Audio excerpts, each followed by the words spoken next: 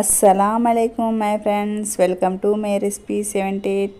దోసకాయతోటి దోసకాయ ఊరగా చూసాం, దోసకాయ పచ్చడి చూసాం, దోసకాయ సాంబార్ చూసాం. ఇప్పుడు నేను ఏం చేయబోతున్నాను అంటే దోసకాయతోటి స్వీట్ తయారు చేయబోతున్నాను. రండి ఫ్రెండ్స్, వీడియోలోకి వెళ్ళిపోదాం. మార్కెట్కి వెళ్తే పెద్ద పెద్ద దోసకాయలు అమ్ముతున్నారు.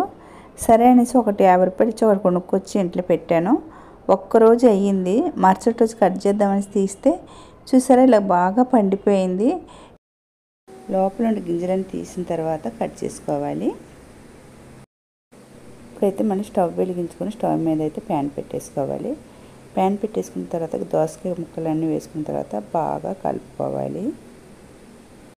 ఇలా దోసకాయ వచ్చేసి బాగా మెత్తగా అయిపోయేంత వరకు అయితే బాగా కలపాలి.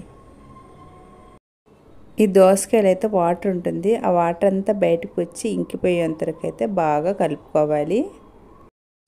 చూసారా ఇలాగ బాగా బయటకు వచ్చింది వాటర్. ఇలా కలుపుతూ ఉంటే అలాగ బయటకు వచ్చేస్తుంది.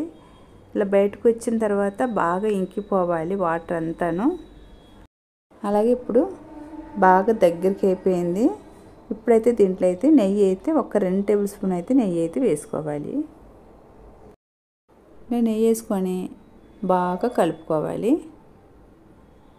అలాగే సరిపడైతే పంచదార అయితే వేసుకోవాలి. ఇలా పంచదార వేసుకొని బాగా పంచదార అంతా బాగా కరిగేంతవరకు అయితే బాగా కలుపుకోవాలి. స్వీట్ ఎలాగంటే తీయగా పుల్లగా చాలా టేస్ట్గా ఉంటుంది. ఇలా దగ్గరికి అయిన తర్వాత డ్రై ఫ్రూట్స్ అయితే కొద్దిగా వేసుకోవాలి.